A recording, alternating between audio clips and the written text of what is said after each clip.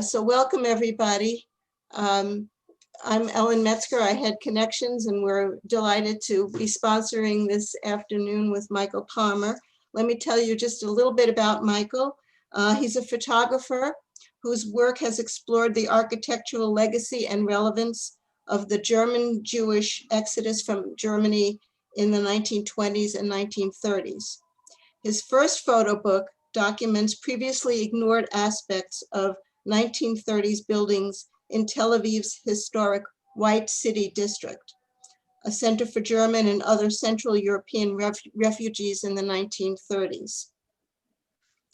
He began his photography career in 2015 with the Tel Aviv White City project, and previously Michael had a career in the pharmaceutical industry research and development.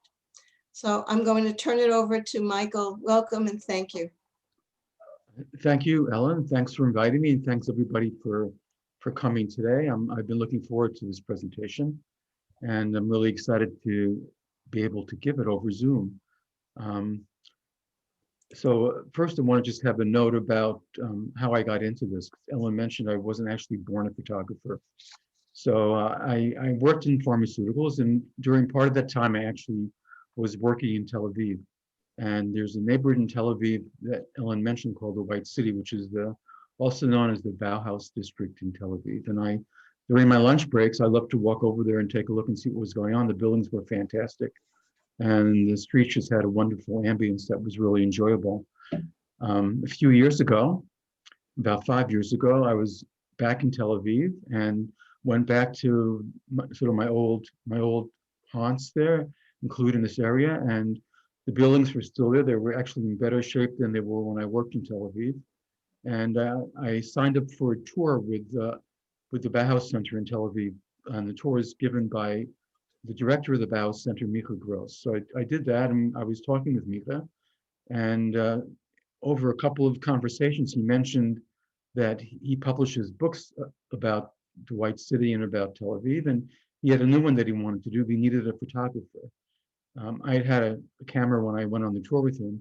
So I jumped at the opportunity. I said, sure. I went out one day and took some pictures and took them back to Micha Gross, and he liked them, and I was in business. So we did the first book about Tel Aviv, and that took about a year. That was 2015.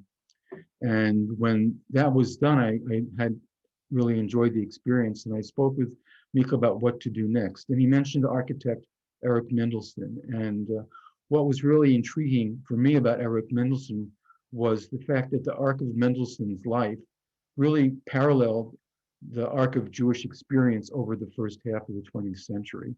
So Mendelssohn was born in Germany in 1887. He practiced architecture and gained prominence in Germany.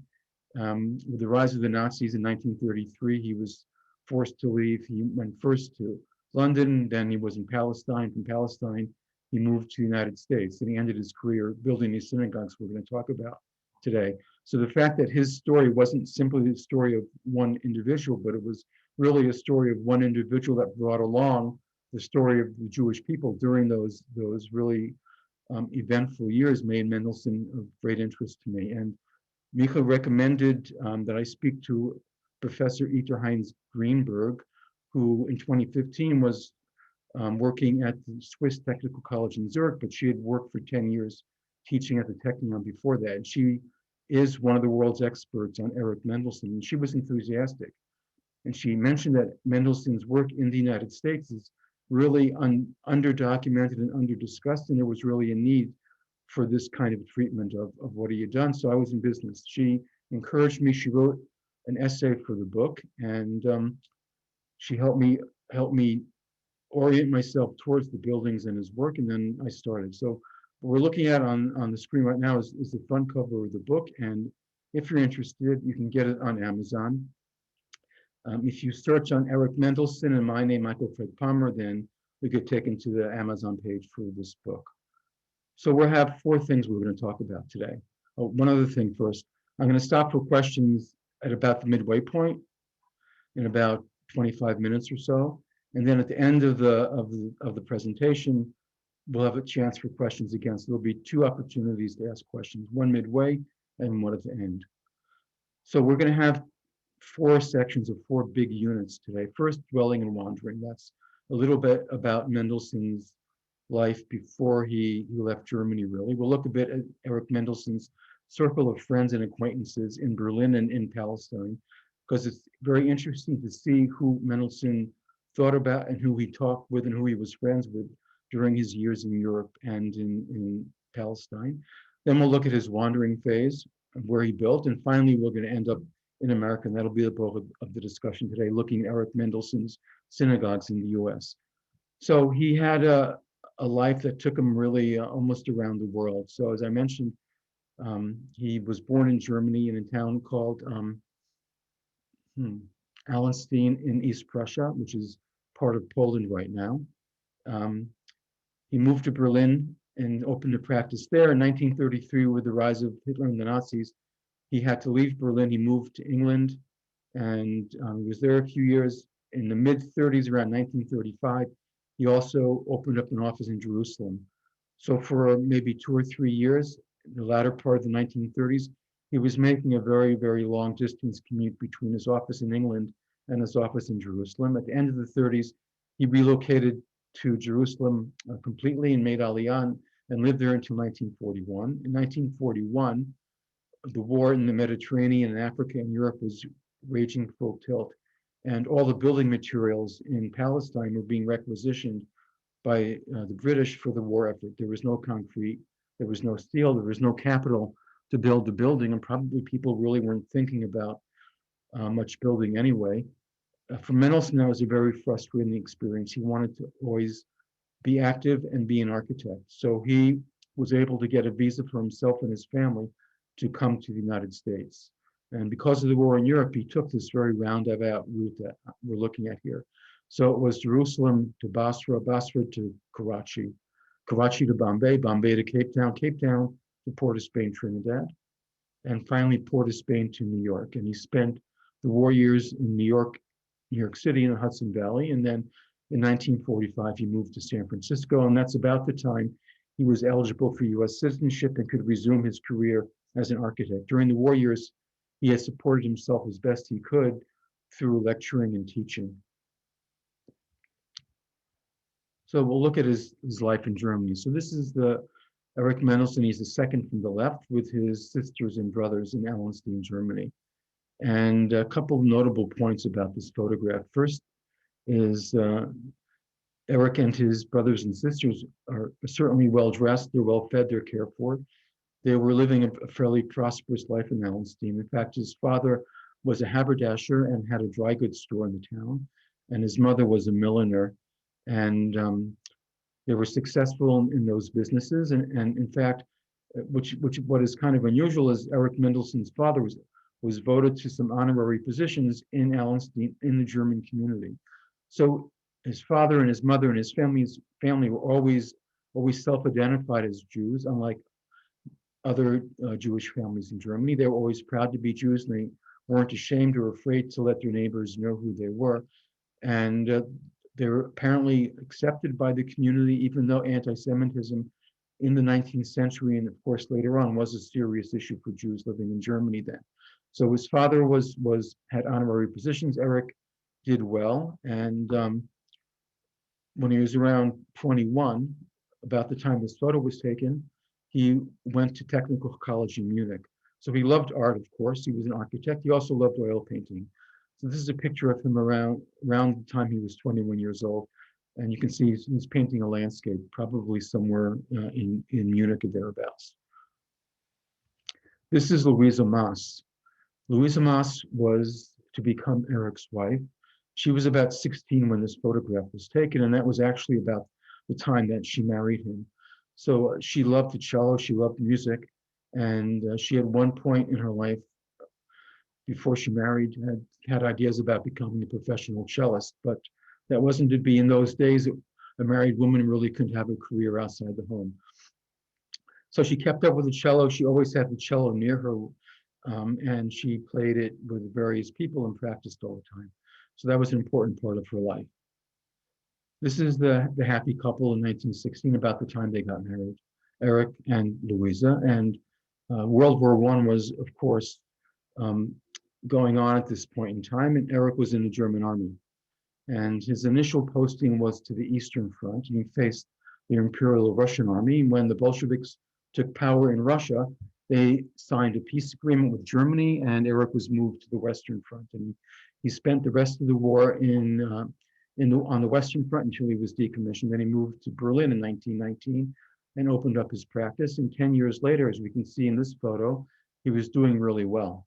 So this is 1929, and what's going on here, that's Eric on the right, that's his wife, Louisa, in the middle in the leopard skin coat, and their daughter, Esther, is on the left-hand side. And so why do they have wheelbarrows? Well, this is the inaugural day of construction on Eric Mendelssohn's villa in Berlin. And there was a tradition in Berlin that the owner of the property would move the first clod of earth from the excavation to a mound somewhere else. And that's what they're in the process of doing here. So at this point in time, Eric Mendelssohn was the owner of the largest architecture firm on the European continent. He had some 40 people working for him. And this is them a couple of years later, perhaps a year later. That's Esther, Mendelssohn's daughter, fooling around with her dad with the camera. And this is the back patio of the house, the villa that they built in 1929 and 1930. You can get an idea from this picture that it was a very nice place to live. And we'll have more to say about that villa in a few minutes. This is Mendelssohn in the garden of the villa. So you can see it has a lovely site. It's on a lake. He had a garden planted. He had a lawn, the wooded site, and he was doing quite well in 1930. The photo was taken by Lotte Jacobi, who was a well-known celebrity photographer in Berlin during the Weimar era. And she was also Jewish. And it turns out that a great many, if not the majority, of Eric Mendelssohn's acquaintances, employees, and clients were all Jews. And he lived in a very Jewish milieu in Berlin during the 14 or 15 years he lived in that city. So I wanted to say just a bit about the people Eric Mendelssohn knew while he lived in Berlin. So that's Lotte Jacobi, the photographer, on the right-hand side with a cigarette and the camera. And at the top of the page is Chaim Weizmann. Now, Weizmann was English. He didn't live in Berlin. He knew Mendelssohn when Mendelssohn lived in Palestine. And in fact, Eric Mendelssohn built the Weizmann Villa in Rehovot. On the left-hand side is Martin Buber. And I don't know if Mendelssohn actually knew Buber, but Eric Mendelssohn and his wife both were followers of Buber and his philosophy. And in their letters, which are all available online, they discussed Martin Buber and what he thought, his ideas, and they were very much attracted to Buber's thought. At the bottom is Albert Einstein. And the reason I have a picture of Einstein playing the violin is because he was a frequent guest to the Mendelssohn Villa in Berlin, and he often brought his violin. So Albert Einstein would ring the bell and have his violin under his arm and be let in, and Louisa would take out her cello, and Louisa and Albert Einstein would have a string duet, or perhaps have more musicians come, and they'd play some classical pieces in the villa there in Berlin. So that's the sort of the level of Eric Mendelssohn, the status level he had in Berlin. He was really something of a celebrity in those years. Now, I mentioned his villa, and I want to say a little bit more about Eric Mendelssohn's villa. So, oops. This is the cover of a book that Mendelssohn published in 1932, and that was incidentally about the time that his business was collapsing. So depression had taken hold in Germany. There wasn't a lot of building going on, and Mendelssohn needed work. And he wrote this book about his own house as a way of advertising his capabilities to an audience in Germany. So he called it Neues Haus, Neue Welt. And that's a very interesting title, I think. New House, New World. So certainly you expect an architect to talk about the new house. He's going to talk about his ideas about what a house should be, how it's livable, how it's functional. What's most notable about Mendelssohn's book is he wasn't satisfied just calling it a new house. He called it New House, New World, because he had an idea, a philosophy, that he was building a new world as well as a new house. So that philosophy of modernism and newness was something that was really deep in his heart. And when he was advertising his capabilities, he wanted his clients to know But they weren't just getting an architect who would build a nice house. They were getting an architect who would put them into this new world of modernism where he was. This is a picture of his living room, and except for the work on the wall, he designed everything in this room. He designed the furniture, he designed the lighting, he may have designed the textiles, he picked the colors for the furnishings and for the wall. That was all his work. And I've pulled out the abstract that he wrote because I wanted to take a closer look at a couple of the phrases there. He said he was designing a new harmony. And that was an idea, like I said, that was really ingrained in Mendelssohn's heart. When you worked with Eric Mendelssohn, you were getting a new harmony, new because it was part of this new modern world. And that particular phrase, new harmony, was something that he actually quoted back to his clients in America when they had some complaints about his work. And when we get to the synagogues in a few minutes, we'll see in a letter that he wrote to one of his clients how that was always part of his architecture, not just the building, but also the philosophy behind the building. And although that may have worked well in Germany, it often put him into conflict with his clients in the United States. This is the wall and the gate of the Mendelssohn Villa in Berlin. So you can see it had an exclusive feel. He built a brick wall around it with an iron gate. And this is what it looked like from the outside. And you can see, first of all, it comes across as quite modern. It's very rectilinear. The lines are all straight. It has a flat roof. It's white, of course, which is a hallmark of Weimar modern or Bauhaus architecture. It has a strong band of windows that we're looking at right there. It looks comfortable. It has a very large patio space in the front. It has another large patio space in the back. It has a nice lawn. There's a lake in the backyard. It's a perfect place for a well-to-do family, and that's the way Mendelssohn designed it to be. And this is what it looks like today. So I took this picture in 2016. So the building was about 85 years old when I took this picture. And if you think about Berlin from 1930 to 2016, those 85 or 86 years, there was really a lot of history that went on in Berlin. There were a lot of buildings that were destroyed. There were a lot of buildings that were damaged. This building looks essentially the same today as it looked in 1930. And that's really notable, particularly for the location. And it's also doing the same job today as it did when the Mendelssohn family moved in 1930. It's still the villa for a well-to-do family in Berlin. They've maintained it and restored whatever had to be restored, and they're enjoying living in that space. And I think we have to note that that really is a testimony to Eric Mendelssohn's skill as an architect. He made a building that looks modern today, just as it looked modern when it was first built almost a century ago. And I think that's a testimony about the quality of his philosophy, his idea of the new world. He was very good at it. He could design a building that looked like it was from a new world and lasted through the decades, even in a city like Berlin, which had tremendous dramatic changes over decades. So the building is, like many of his buildings, is functioning, it's comfortable, and it looks modern. And that's a feature we're going to see in very many of his buildings, including the synagogues we're going to talk about today. This is the front gate, still there. There's still a wall, there's still iron. The city of Berlin recognized that Mendelssohn lived here. They put a plaque up a few years ago. So as we mentioned, in 1933, Eric Mendelssohn had to leave Germany. One of the first things the Nazis did in 33 was to pass a decree that expelled Jews from professional societies. So Eric Mendelssohn was a member of the Architecture Society of Prussia. And sure enough, in May 1933, he received a letter from the president of that society expelling him because he was a Jew, and it was against the law for him to be a member any longer. That meant that he couldn't be an architect in Germany and practice independently. So perhaps he could work for somebody else, but being second fiddle to another architect was not Eric Mendelssohn's way. So rather than live like that, he left right away with his family. He went to Amsterdam and he went to England. When he got to England, his wife's family had already established a beachhead there. They had spoken English when they were in Germany. His wife and her sister spoke English at their parents' home. And so it was relatively easy for them to make the transition to England. And Eric was able to do it as well and practiced architecture with a partner named Serge Tremaille. And this is one of their most notable, one of the most important buildings in England. It's called the Delaware Pavilion. It's at a place called Bexhill on the Sea, which is a seaside community in England. And what you notice here that reminds us a little bit of his villa is that band of windows, the use of glass, which is very strong.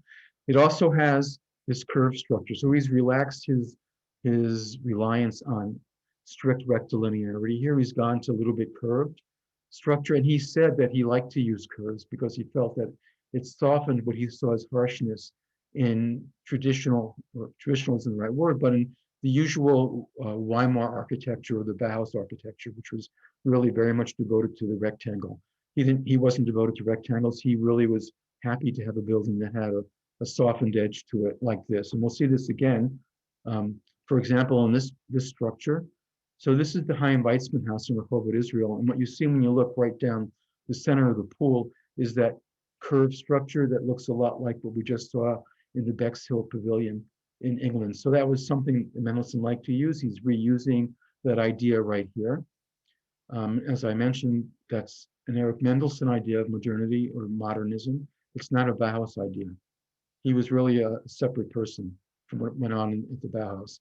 Another interesting point about this building is that if you look at the right side and the left side, they're mirror images of each other. So this courtyard and this pool area at the Weizmann Villa in Rehovot has a very strong symmetry between right and left. And that was typically Eric Mendelssohn, but symmetry was really a forbidden thing for a Bauhaus architect. They liked repetition. They would repeat windows, for example, or other architectural features, but having two sides of a building mirror each other, they would never do that. So he wasn't afraid to express his own ideas. He didn't follow the herd ever. He always had his own ideas and his own creative sources, and he always drew on those to make buildings that were very distinctively Eric Mendelssohn buildings.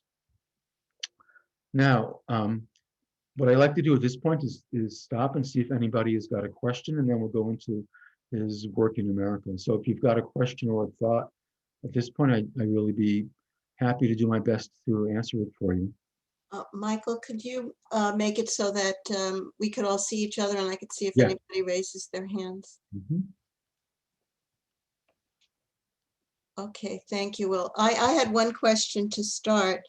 Yeah. Mendelssohn built synagogues in the United States. Did he have any reputation as a builder of synagogues or religious buildings outside, for example, in England or Israel? Or Yeah, it's an interesting point because it really was his business in the U.S. He had some experience, but it was very, very weak. So he built 3 religious buildings in Germany before he left. He built none that I know of in Israel and none in the UK. So the ones that he built in Germany were a ritual house in a cemetery, a Jewish cemetery in his hometown of Allenstein, that is still there, and it's been restored by the Allenstein. Now it's in Poland, the community, not a Jewish community, but by the municipality there as a tourist site. So that was one. He built another one, another building of the same variety in his wife's hometown, Mainz in Germany, and that's also a Jewish ritual building in a cemetery. I think that one was destroyed and that's no longer there.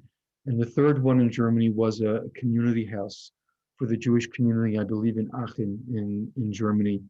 And that was destroyed in Kristallnacht, and that's not there. So there's one that remains of the 3. So he had a very skimpy background in religious buildings until he came to the U.S.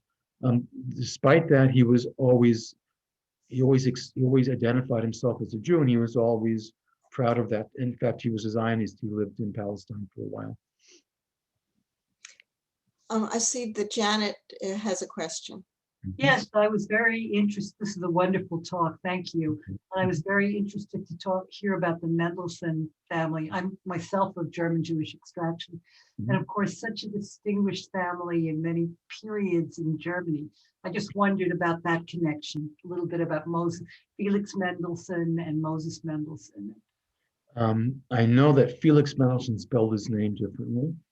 He did, I don't yeah. know. I don't know if there's a connection between Eric and other Mendelssohns, because he never, in the things that I read about him, it was never mentioned that he was connected to other German Mendelssohns. So it's possible that there is, but I hadn't heard about it. He was, of course, in East Prussia. That's where his family lived, which is a bit remote from the center.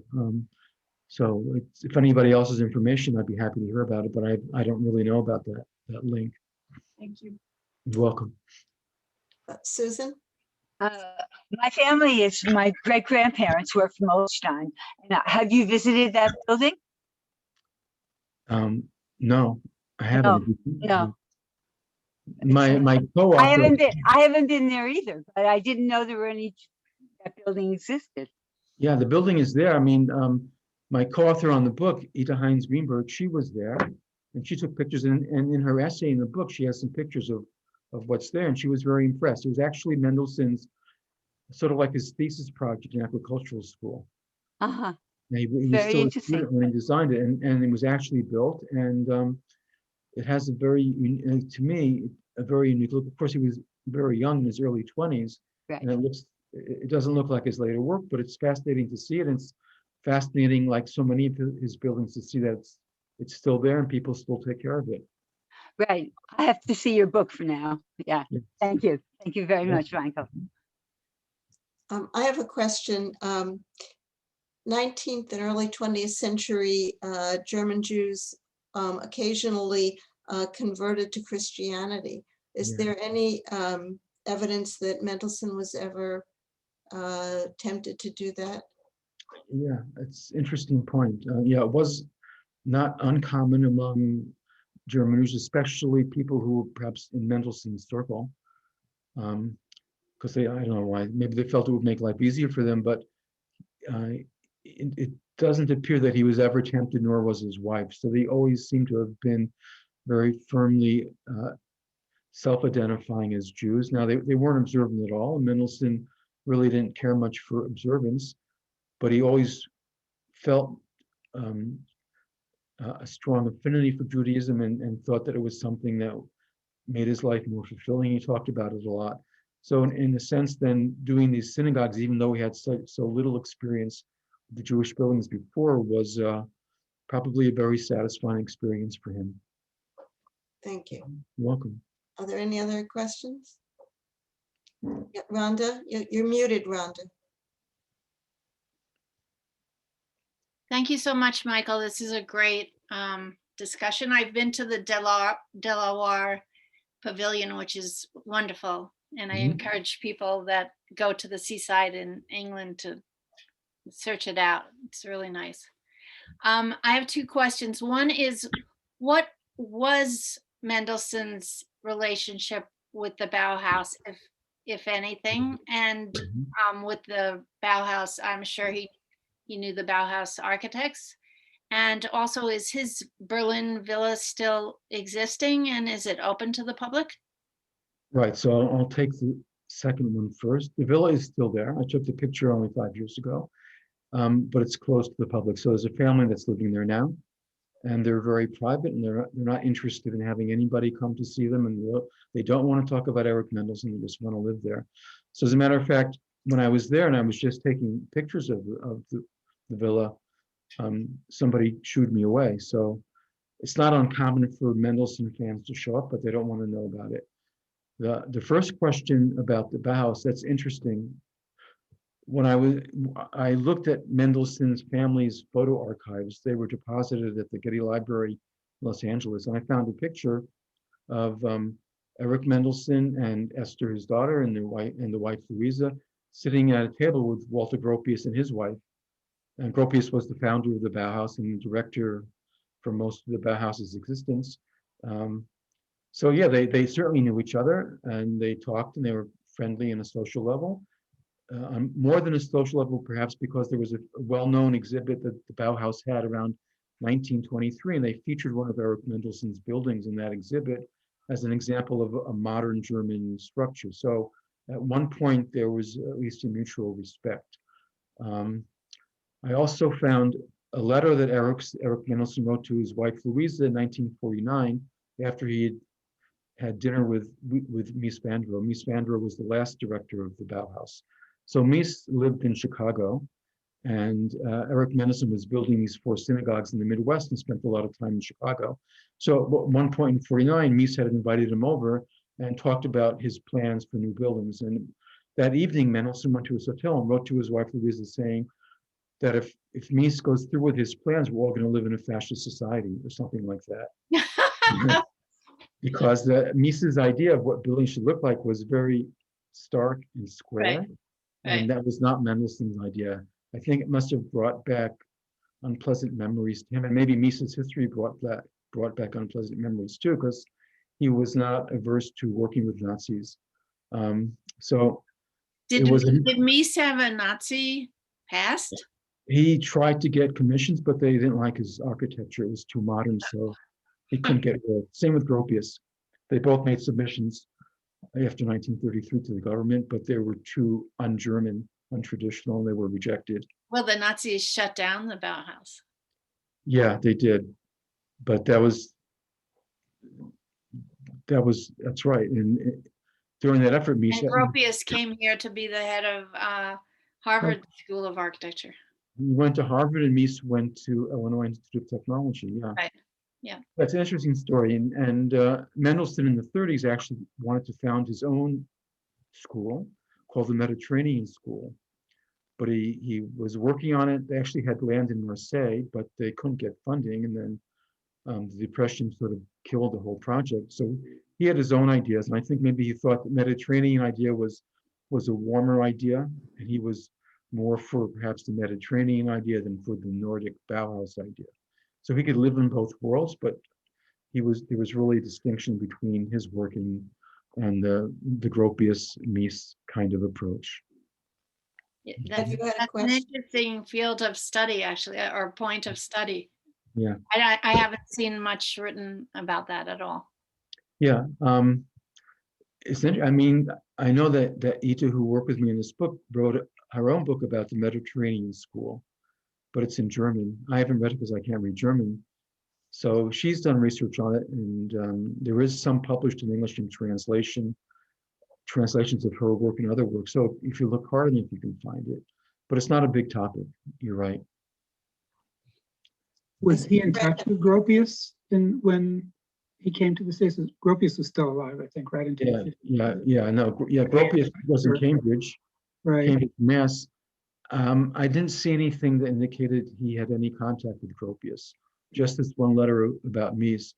He very well, actually, there may be a photo. I'm sure that they did. I didn't come across anything, so I can't say from real evidence. I think he was jealous because he wanted their jobs. I mean, he couldn't get them. Who was jealous of who? Who was jealous? Mendelssohn tried for years to get a job in the academic community. He was not successful. And they were both very successful there. So that probably irritated him. Any other questions? So let's get back to look at Mendelssohn's work in the United States.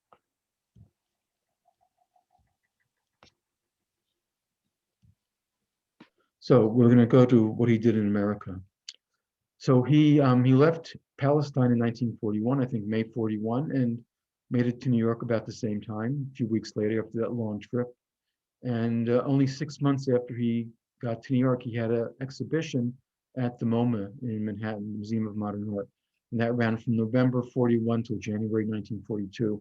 And I think that's a statement about how famous Mendelssohn's work was, and how esteemed he was as an architect, even in the United States, even in New York. So they gave him gallery space, and this is the inventory for part of the exhibition that he put on in the MoMA as soon as he got to the US. The first item is the Einstein Terror, which was Eric Mendelssohn's breakout building in Potsdam. And the list goes on to enumerate really his complete history in Germany and in Palestine and in the UK as well. And he had models and sketches and photos and diagrams of these buildings that he put into the exhibition in the MoMA.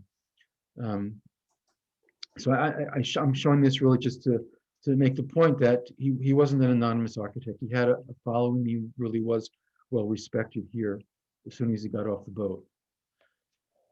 Now, some 5 or 6 years later, Eric Mendelssohn hadn't done a whole lot as an architect, but the American Jewish community now was thinking about what people like Eric Mendelssohn could be doing. And there was an article in the journal Commentary by a German art historian called Rachel Wisniewski Bernstein. And she was also, like Mendelssohn, a Berlin Jew. She had come to the US in the 1930s. She had a specialty in architectural history. And she wrote this article in 1947 to give voice to the idea that was being discussed that American Jews needed to do something different now. The Holocaust was a fact. The state of Israel was being born in British Palestine, and American Jews needed to look at themselves in America in a different way than they had done before. And what she says is that they needed an architecture that would speak about this new reality for this community. So she mentions that American Jews needed now to express their aspirations and their Jewish consciousness and identity in America in a way that was unmistakable.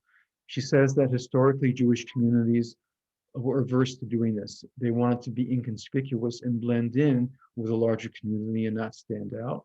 She felt that it was time to be conspicuous.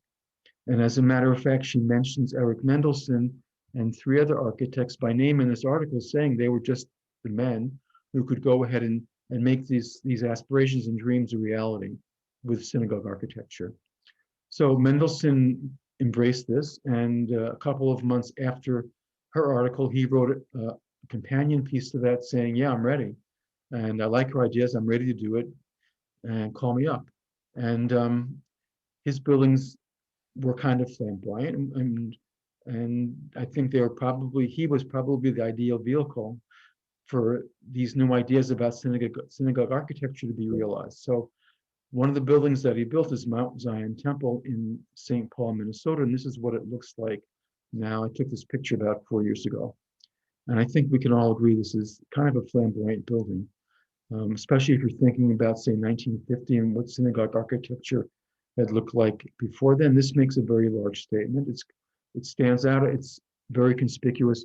It's also very Jewish. He put a menorah, a very large menorah, on the facade of that structure over there on the right. Everybody knows what it is. And that was exactly the point that this congregation wanted to make. If you look at the building from the street, like this photo looks across the boulevard in front of it, you can see again that it's a lovely location with lots of trees and green grass. As a matter of fact, behind me, when I took this photo, there's a row of mansions. And when I spoke to the people at Mount Zion Temple, they made sure that I understood that those mansions were built at the beginning of the 20th century by the men who had been the mining and lumber barons in St. Paul, in Minnesota, in those years, and that the congregation had picked that location opposite the mining barons' buildings to make the statement about who they were and where they were. So they wanted everybody to know, whoever they were, that the St. Paul Jewish community was here to stay and was proud of its identity and was as good as anybody else in St. Paul or anywhere. This is Mendelssohn's first synagogue in the United States. This is B'nai Emunah in St. Louis, Missouri. It looks a lot different. It has maybe more of a European flavor than the St. Paul Synagogue. It was built about 5 years before. It has the flat roof, and there's that band of windows right under the roof, which looks to me a little bit like a European touch. But it's clearly a conspicuous building. This is the street view from across the street. You're not going to miss it, and you're going to know exactly what it is, because there is a Star of David inside a shield pasted or attached to that large parabolic roof we see on the right side of the picture. When you go around the corner from that front view, you get the side view of this building, and this is the school wing. And Mendelssohn had the idea that a synagogue needed to have 3 parts. It needed a sanctuary for worship, of course, it needed a social hall for community events. It also needed a school for children to be educated in. And this is the school that he built in St. Louis. And you can see this modernist treatment, this wall of glass. And glass is an interesting material because it has 2 contradictory properties. On the one hand, it's very strong. It separates the inside from the outside. With the glass wall, You can't just go into the inside. There's a strength there that you have to respect. On the other hand, glass is a very weak material, because if you don't respect it, you can come with a rock or a club and hit it and break it. So glass only works as a building material when there's mutual respect between the inside and the outside. And when people on the outside lose that respect, the glass doesn't function anymore. And I think Eric Mendelsohn and the St. Louis community certainly were aware of that, because remember, this is 1946, this is 8 years after Kristallnacht in Germany, which was the beginning of the Holocaust.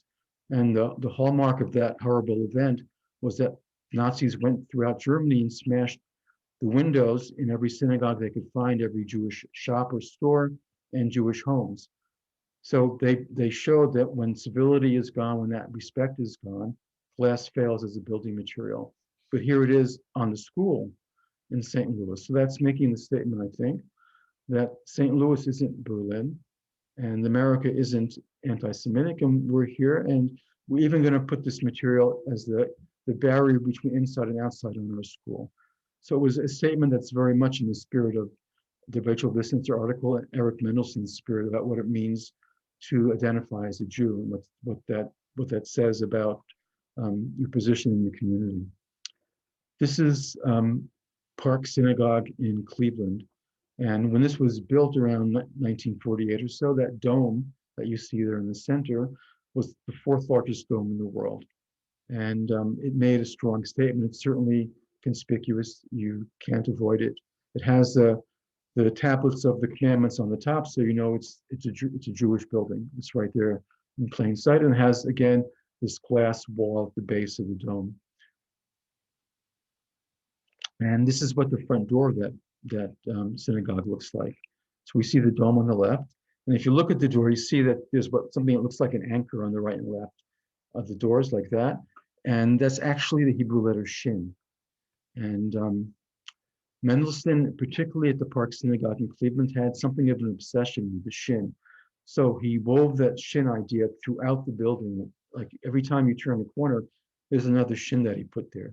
So he was obsessed with detail, as we saw when we looked at his book, Neues Haus, Neue Welt. Every detail in one of his buildings was something he worried about on the outside and on the inside. And that was true, very much true in the Park Synagogue, where he worried about and designed everything from the dome to the doorstops and the doorknobs. And he put this Shin in almost wherever he could, and we'll see it again later on. It appears to some extent in his other buildings, but a little bit less. This is Eric Mendelssohn's last synagogue in the United States. This is Temple Emmanuel in Grand Rapids, Michigan. And he passed away while this was being built. He died in 1953. So it's perhaps a little less overtly Mendelssohnian than his other buildings, but he still has that very heavy use of glass. He has this interesting roof line. So the roof sort of ascends almost like the wings of a bird. And that was something that he did on purpose. In fact, it was mentioned in correspondence between his wife and the congregation. And this is what Temple Emmanuel looks like from the street. So as we've seen with his other three buildings, it's a conspicuous building. It doesn't blend in with the residential neighborhood where it finds itself. And you're certainly going to notice it. So the Jewish community in Grand Rapids also is making a strong statement about who they are. And in fact, they also wanted to make sure that they were totally explicit. So they had the Grand Rapids Press, their hometown paper, publish the story about what they were doing in 1950. And the congregation saved this clipping, and when I was there, they showed it to me. And I thought it was a wonderful reminder, or a reminder of the times in which the synagogue was built and how the congregation felt about that. So they interviewed Mendelssohn. They talked about what he was doing in this article. The photo is a photo of a model of Mendelssohn's design. It's not an actual photo of the building, because Mendelssohn was dead by the time the building was completed. And the people who had the responsibility of getting this built is this group right here. This is the building committee for Temple Emmanuel. So there's Eric Mendelssohn sitting in the middle of the bow tie, and on the left, the young man in the picture is Michael Gallus, who is Mendelssohn's assistant in San Francisco. And this was the picture they took from looking at the table setting, probably before the meal started. and before Mendelssohn told them what the budget was going to be. And probably once they heard what the budget was going to be, they maybe loosened their ties and things got a little bit heated, because he always seemed to cost twice as much as the building committee wanted to raise. And the discussions about that often were not so cordial. As a matter of fact, in St. Paul, in the Mount Zion Temple, when I went through the correspondence, at one point they'd stopped paying him. They were just totally fed up with him, his compulsiveness about design, his fees, and everything else about Eric Mendelsohn. He said, too much, Eric Mendelsohn. Let's just call a timeout. We're not paying you until we get things straightened out. And the lawyers managed to negotiate an agreement where he got some money, but he was a very frustrating individual to have build your synagogue. So that's the outsides. But as you've mentioned, Eric Mendelsohn also wanted to build the interiors and the ritual items. And let's take a look now at what he did inside the buildings. And that was totally in line with Rachel Vischnitzer and what she wanted. So she felt certainly that the exteriors needed to be conspicuous and express Jewish aspirations, but interiors had as well needed to be modern. They needed to interpret Jewish symbols like a menorah or a Ner Tamid, an eternal light. They didn't need to imitate what had been done before. She really was not in favor of imitation, and neither was Eric Mendelsohn. That didn't always go over so well with his clients. So this is a letter from Eric Mendelsohn to Rabbi Gunther Plaut, who was the rabbi in St. Paul. And what I've highlighted in red is this phrase, sentimental remembrance. So apparently the congregation had come to Rabbi Plaut and Mendelssohn and said, no, we've got a menorah or whatever in our old building and we really attached to it. Please move it to the new building too. And Mendelssohn said no. So what's in green here is this phrase, a new world in harmony. So his justification for refusing to even acknowledge their attachment to their old items is to say that it doesn't fit in with his new world. And remember, when we looked at his book, he had exactly the same phrase there, a new world in harmony. So that idea that his buildings were not just structures to be used, but also expressive of a modern philosophy was something that was deep in his heart, and he would not let go of it no matter what. And if he was your architect, you were going to buy into that either willingly or by force. He wouldn't back down. And that's what happened here. He got his way. So the first menorah I want to look at is this one. This is in Bnei Yehuda in St. Louis. So as you can see, it's inspired by a traditional menorah, but it certainly is not a representation or imitation of anything that was done before. It has seven arms like a menorah in a synagogue does, but everything else about it is different and unique. It's very modern in Eric Mendelssohn's 1946 idea of what modern should be. So when I look at it, I look at those little brass sort of curved triangles at the bottom, and it reminds me of an olive oil flame with a wisp of smoke coming up off the top, ascending straight up. And perhaps that's what Eric Mendelssohn was thinking of, but that's what I see when I look at it. So as I look at many of these ritual items, I see what might be metaphors or re-expressions of traditional ideas about the ritual item. This is what he did in the small chapel in Cleveland.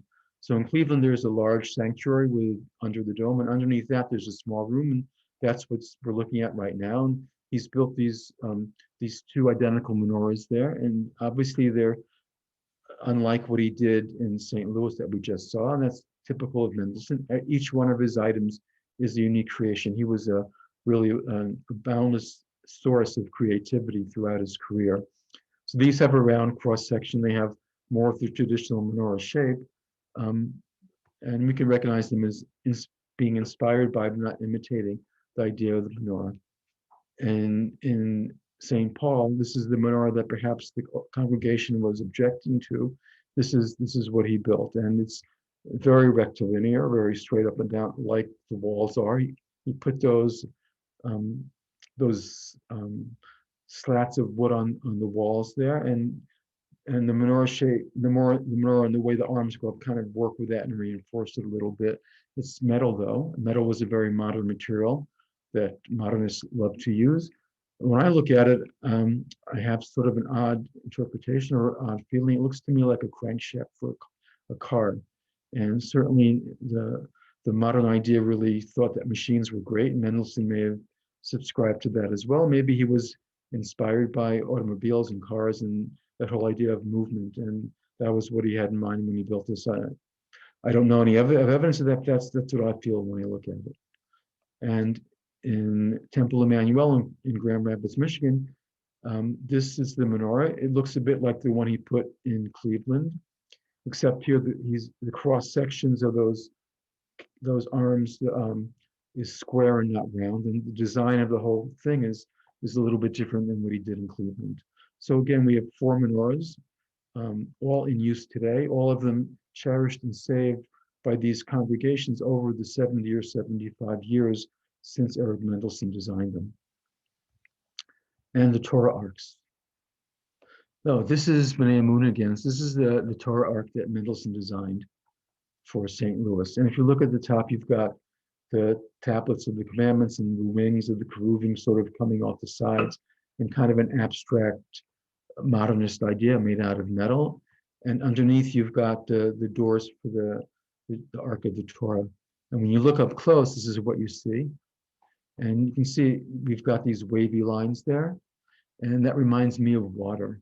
When I see it, it looks like water flowing perhaps. And they say that the Torah is like water. It flows from on high down to us. And perhaps that was Mendelssohn's idea here, to remind us that Torah is like water and it comes to us and flows to us. And in Cleveland, as I mentioned, in Cleveland, he loved the letter Shin. So here, he's got the shape of the tablets of the commandments on the Torah, the Ark doors, but usually you would have Aleph Bet down to the Yud for the 10 commandments there. He's taken the Aleph out and put a Shin, and taken the Bet out and put the Shin there. He's replaced all the first 10 letters of the alphabet and put the Shin there. And it's kind of a rebellious notion, perhaps. But again, for some reason, he loved the Shin, particularly right here in this building. And when I was in Cleveland, they told me that those breastplates that you can see on the Torahs in there were actually designed by Eric Mendelssohn as well. And this is the St. Paul structure. So there's verticality, but he softened the verticality with curves. So again, he loved to include curves in his buildings, maybe soften it a little bit and give us sort of a friendlier look than just straight vertical structures would. And finally, in Grand Rapids, you can see this is made out of wood. It had the Shema Yisrael on it, and he's taken the letter Shin again, and he's put the Shin in up large over the doors to the Sifrei Torah, and he's put a couple of shadows of that there. So as I mentioned, he died while this was being built, and he didn't actually design the mural part of this. He designed the doors only, and the muralist Lucienne Bloch painted the murals and designed them. She was chosen by Mendelssohn, but he was gone by the time she'd gotten down to work. And the Eternal Lights that he built. So this is the one in Cleveland, a very dramatic structure hanging right down from the peak of the dome there in the big sanctuary, and it has that big nozzle that looks to me like a rocket ship engine. Maybe that's a little bit crazy, but that's what I see when I look at it. And again, the idea of travel and motion was very important to modernism and the modernist philosophy, and it's possible he was referencing that when he designed this. In the small chapel underneath, though, he went to a different kind of design. They call this the sunflower chandelier in Cleveland. It has a lot of blades around a lit center. Totally unique and different from what he'd done above. A beautiful piece and different from every other near tamid that he had in these 4 buildings. And again, like everything else that he did, it's still there and still being used. He also designed the murals that we see there. These are produce of the land of Israel. And in St. Paul, Minnesota, he has another very large wheel around a light. And he went back to the Shin on the 4 corners. So the 4 corners of the circle each have a Shin there. What I see here is kind of like a wagon wheel. That's what it reminds me of. And certainly Minnesota and St. Paul are part of the frontier tradition in America. And maybe Mendelssohn is referencing that frontier spirit here in the synagogue. That's my feeling. Like I said before, I have no idea if he ever had that idea. Now, he died in 1953, and the congregation in Grand Rapids sent a condolence letter to his widow, Louisa, and a few months later, she sent them a letter back, and this is the letter that she sent, and they've saved it in Grand Rapids all these years. And what I want to talk about for a second is the beginning of the third paragraph, and Louisa Mendelssohn wrote there, "I know that with Eric's buildings, a great and noble bird, his spirit will dwell with all of you." So that's the idea that we mentioned. That synagogue, as you recall, has a sort of ascending roof line. And here she is mentioning that and saying that Eric certainly meant that to be a reminder of the bird and ascension. And so this idea that his structures had a metaphorical value or metaphorical sense was certainly part of what he and his wife discussed. So this is the chronology. He was born in 1887 in Allenstein, Germany, which is now in Poland. He practiced architecture in Germany for some 21 or so years until 1933, when because of Nazi anti-Semitism, he lost his ability to work independently in Germany, and he emigrated first to the UK. In the middle of his time in the UK, he opened an office in Jerusalem and spent a few years going back and forth between England and Jerusalem. And towards the latter part of the 30s, he moved full-time to Jerusalem and had an architecture practice there, where he designed things like Rambam Hospital in Haifa, Hadassah Hospital on Mount Scopus in Jerusalem. In 1941, he managed somehow to get visas for himself and his family to come to the US, and he practiced architecture here in America for some 7 years or so, from 1946 to 1953. First in New York, but in New York, really, not really. He moved to San Francisco in 45, and that's really when he was able to practice architecture. So those years from 1945 to 53 were his very few active years practicing as an architect in the United States, and he died in 1953 in San Francisco. And with that, I'd like to thank you for your attention and open it up for questions. This is the cover of the book, and as we've mentioned, if you're interested, it's available on Amazon. You can search Eric Mendelssohn, Michael Craig Palmer, and we'll get to it. So if you have questions, I'd be really delighted, and I'll do my best to answer.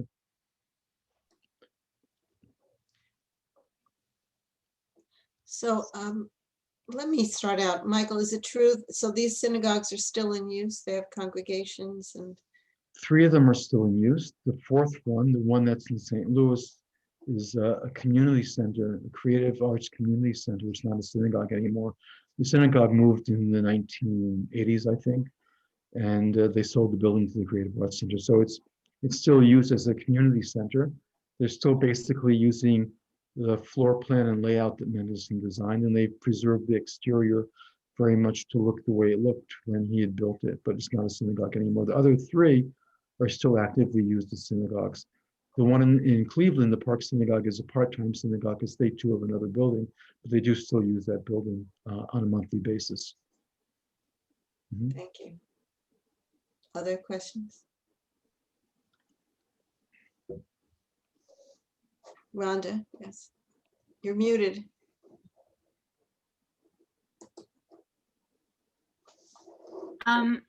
Michael, you showed one synagogue.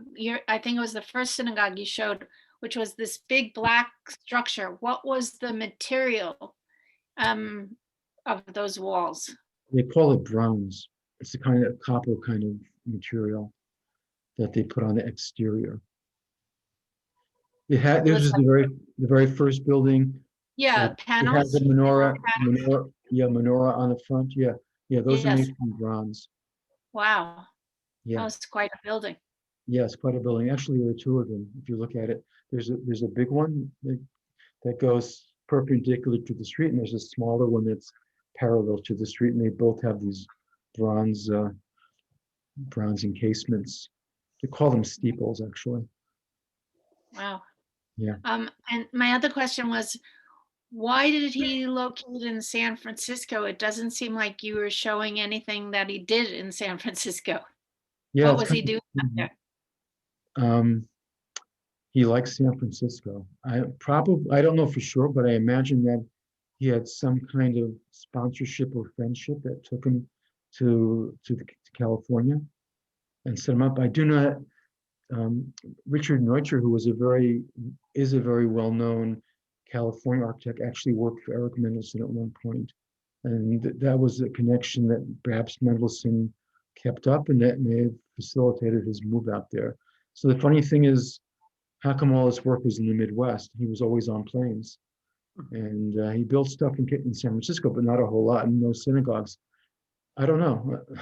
It just, Did he build any houses, residential things out there in San Francisco? he built one in San Francisco. Only Yeah. one? Yeah, that I Oh. know about. He built a hospital. It's in use by University of California in San Francisco as a community hospital today. Again, so many of his buildings, they're still in use. It's amazing. People didn't want to destroy them, except, well, a few were destroyed, but most of them were still in use and still function. So that's a hospital. He built what was actually the first building in Silicon Valley for a group called the Varian Brothers, and that's still in use in Silicon Valley and still functioning in Silicon Valley in that environment. He built something at Berkeley for the Atomic Energy Commission, and that building has disappeared. Nobody seems to know about it. Maybe because it was hush hush and it just sort of got subsumed by other things. I don't know, but those are the things that I know about out there. There's a building in Cleveland that he may have had a hand in.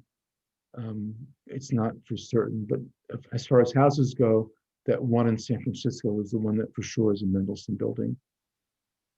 Did he build his own house out there like he did in Berlin, or no? No, situation in the U.S. was financially always very shaky. He didn't really do so well. 4 synagogues were his major works, and that was over some 12 years in the U.S. So actually, when he died, his estate was empty. He had no money. His wife had to sell some of his work, his drawings, to keep afloat. So he lived in an apartment there and never was able to build his own house. Sad. Yeah. Sandy. Am I unmuted? Sounds like he was a little difficult to deal with. Say it anyway, yeah. Did that affect him not getting more commissions from synagogues because he had a reputation for not wanting to use some of their traditional things? Yeah, it did.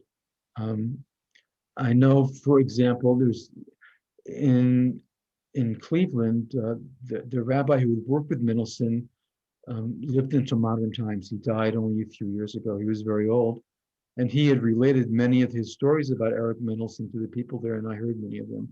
So one of those stories is that after Mendelssohn had been working with Cleveland for a while, he had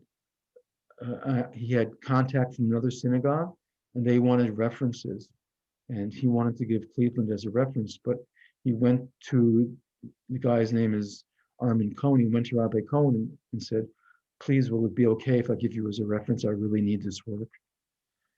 And so Rabbi Cohen said, "Of course, don't worry." And he gave the reference, but you can see it was on Mendelssohn's mind that people were not going to say nice things about him as a person. And I'm sure that affected his ability to get commissions. Yes. So he was competing against other architects for the synagogue business? Yeah, definitely. So one that I know about, because Mendelssohn mentions him in his letters, is named Percival Goodman. He was American. He built, I think, something like 80 synagogues in the US between the 40s and the 80s. Mendelssohn built 4 in perhaps 1/6 of that time. So Mendelssohn's rate of building synagogues wasn't great. And I think the other architects managed to outcompete him once in a while, at least. It was an issue for him, the competition. Were there other synagogues that he bid on that for which there are drawings and they were never built? Yeah, I know about 3. There's one in Dallas, there's one in Baltimore, and there's one in Washington. And I've seen sketches that he made for those 3. And I don't know what exactly the history was about why he didn't get those. Fred, Yeah, wouldn't he have had to be sponsored to come here? Yeah, for Jesus, or do you know who sponsored him? Just curiosity whether. his status was probably a little bit unique because he actually came as a British subject and as a German Jew.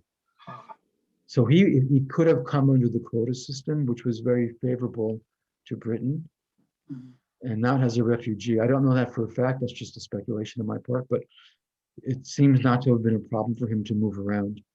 And he got British citizenship in 1936, and he used it. He used it to get commissions in Palestine, and he could have used it to get here too. Because he was in San Francisco, and Neutra and Schindler, I think both Austrians, were in Los Angeles. I grew up in Los Angeles, so I sort of grew up surrounded by their work. Yeah. So did he have good relations with them? Any relations? I know that he did in the 20s. In 1925, Neutra had worked for him in Berlin. Neutra came to America. Mendelssohn came for a visit, and Neutra arranged a meeting between Mendelssohn and Frank Lloyd Wright. So at that point in time, they were friendly, and I didn't see any documentation about their later relationships. I don't really know, but it's certainly possible that they had a relationship. I saw nothing about them working together or anything like that.